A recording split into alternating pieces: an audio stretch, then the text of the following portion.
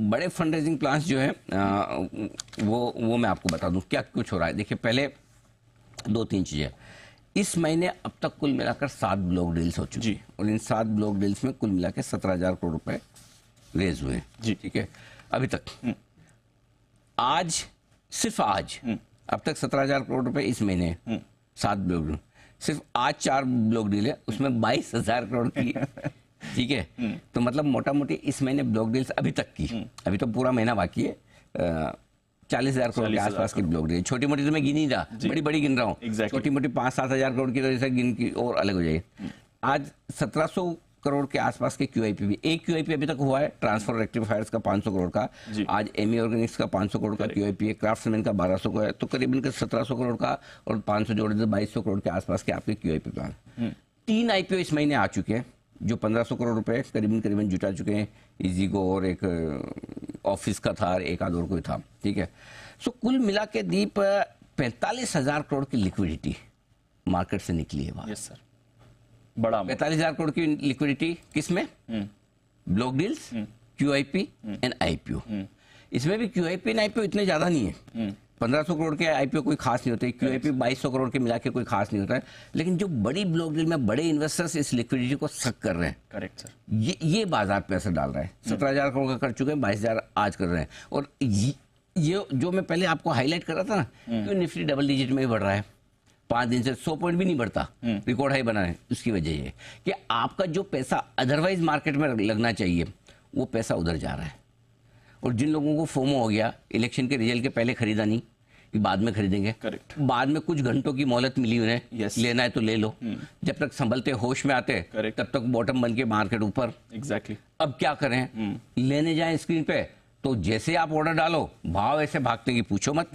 सही बात, भाव आगे आगे आप पीछे पीछे। करेक्ट सर, तो फिर क्या करें? अच्छा, जो ब्लॉक डील आ रही चली, चाहे प्रमोटर बेच रहा हो, चाहे बड़ा इन्वेस्टर बेच रहा हो, चाहे फंड में, ले लो यार, खत्म करो, मिल रहा है ना एक साथ।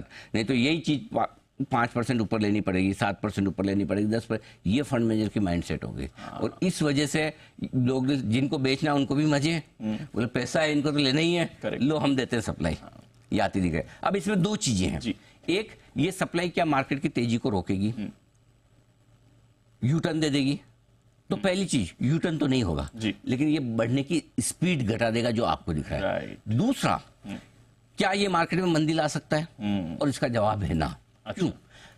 सिमिलरली यही समय दीप पिछले साल का चलते हैं अपन, 2023 में यही मई जून के महीने, ठीक है, करीबन 1.25 लाख करोड़ की बिकवाली हुई थी प्रमोटर्स की तरफ से ब्लॉक डील, याद है आपको? यस, भर भर के 3-4 महीने में सबने सप्लाई की। आज देखो कहाँ है मार्केट, आज जिन कंपनी के उनके शेयर बिके वो कहाँ हैं, उनके भाव देखो। एग्जैक्टली, आज मार्केट देखो। सो इसलिए कई बार क्या होता है कि हमें शॉर्ट टर्म में डर लग सकता है कि सप्लाई है, लेकिन लॉन्ग टर्म में इश्यू नहीं है। क्यों? कि जिन कंपनियों की तरफ से सप्लाई आ रही है, आज फॉर एग्जांपल सनसेरा की ब्लॉक डील है, आज फॉर एग्जांपल क्राफ्ट्समैन की QIP है, आज फॉर एग्जांपल आपका ग्लैंड फार्मा की, जहां क्वालिटी, इंडस टावर के बिजनेस को लेकर किसी को दिक्कत नहीं है। करेक्ट सर, तो जहां अच्छी कंपनियों में सप्लाई है वहां दिक्कत कब होती है? जब खराब क्वालिटी के IPO आने लगे। राइट, जब खराब क्वालिटी के प्रमोटर और कंपनियां या तो मार्केट में ब्लॉक डील से बेचे या ओपन मार्केट में बेचना शुरू करें, वो एक बड़ी रिस्क है। सो ये सारी ब्लॉक डील्स को आपको कैसे समझना है?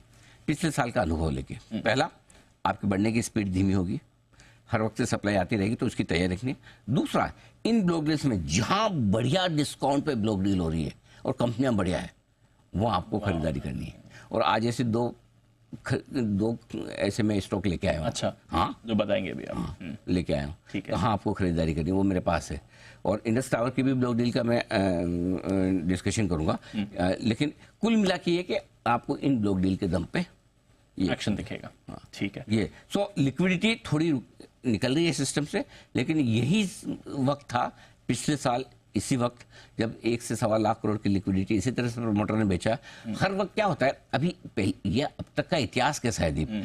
अब तक का इतिहास ये रहा है कि जब भी कोई बड़े इन्वेस्टर बेचे, प्रमोटर बेचे, इसका मतलब वो ज्यादा स्मार्ट और ज्यादा समझदार है ना।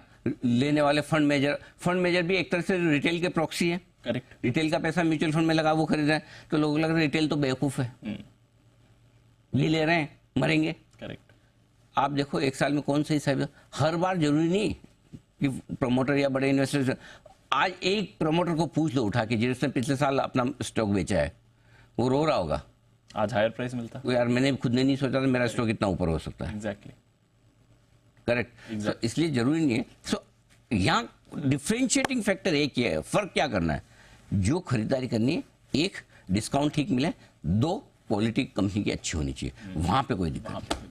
ठीक है सर। आज